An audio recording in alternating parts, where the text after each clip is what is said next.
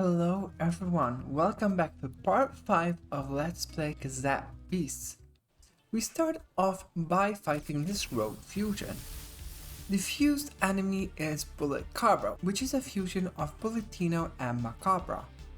My strategy here, since we are facing two fires, is to use the water coating of Weaverlight. Not only that, with Gallagher I improve my focus and go to sleep, while I focus on killing Bulletino.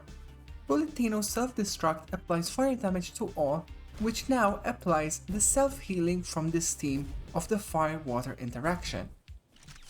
Once I have that, I use Gallagher's Summon Talpa with the focus accuracy to summon a Masquerattle.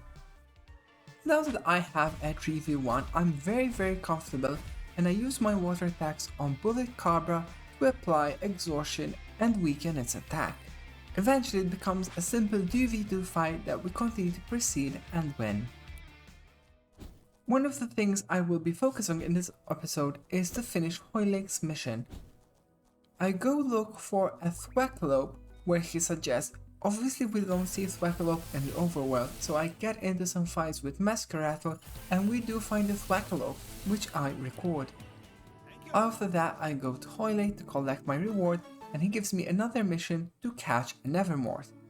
It takes me a second to realize I already have a Nevermorph and I go back and collect another reward. Now we are tasked with going to catch an Elfless in the park. So I go fight some Corn Vipers and Dominots and eventually I do find an Elfless, which is an Ice type, and I record it again for the sake of Hoylake's quest.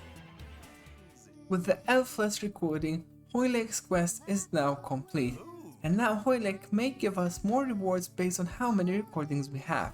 In fact, since we have 24, he gives us a superconductive tape amongst other rewards and asks us to come back once we have 30.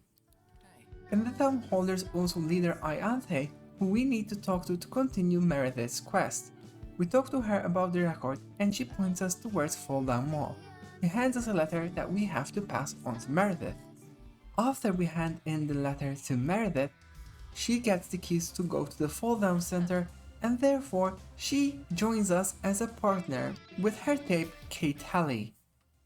Although she's become our partner, I do go back and switch to Jean because I don't plan on doing her quest right away.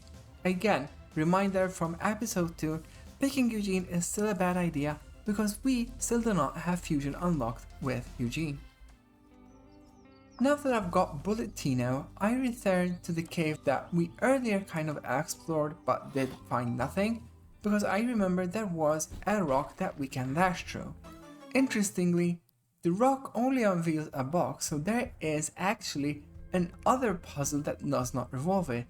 In fact, it's all about gliding and jumping and flying.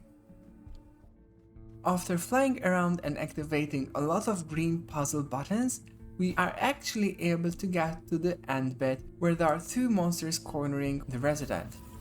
Once we get in battle, two of these fuse to become Piper Southpaw. It is clear that we could have done this much earlier because we are 12 levels higher than this and becomes a much easier fight.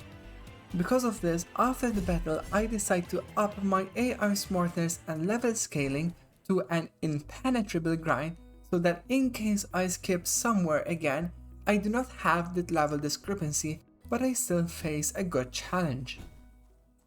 After checking my quest, I go back to the area where we fought Zed and I jump onto the stronghold dungeon because earlier I forgot that I could jump through the window. The two land keepers start with a spring heal, which are not a tough fight. We fought a lot of spring heals in our time.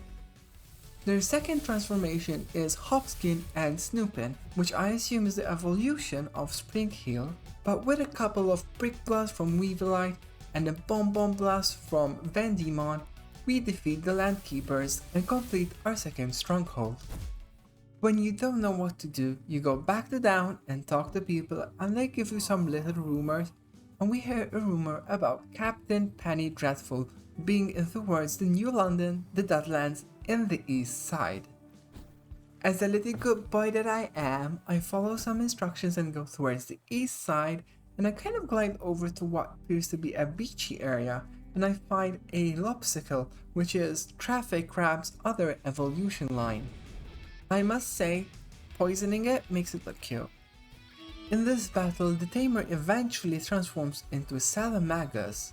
This gives me the opportunity to use air coating to change my user and target types to air, and when being attacked with fire from Salamagus, I get some updraft and receive free walls. This is a key aspect of how to use the elemental advantages to get a very easy advantage in fights. Once we approach the Deadlands, there are a couple of rocks that we kind of break by dashing through with the Bulletino dash, which is why we could not have come here earlier.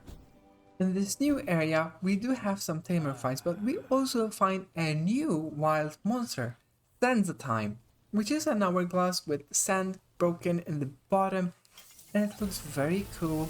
It's gooey. It actually reminds me of one Coromon that I really loved in my playthrough, because it was like slimy sand, and I love monsters like that, like Muck, like Grimer, like Blues, you know, when they're just gooey essence, so I want to catch it and put it on my team. I then go down to the cave just below the Deadlands because we can Bulletino dash through the wind. Once I get inside, there is a rock that we smash, and bam! There's a Squire Viper Rogue. Because it's poison type, we actually have some good typings here. We use fire attack to burn it, and when it attacks with poison on our Vendemon becomes contacted, so it's not a hard fight even though it's a rogue fusion. Although I really wanted to get through the next captain in this episode, I will have to leave it for next time, but we know we are in the right area and we are very close to get that done. So make sure to subscribe and watch next episode for not one, but 2 captain battles. I thank you for watching. Bye bye.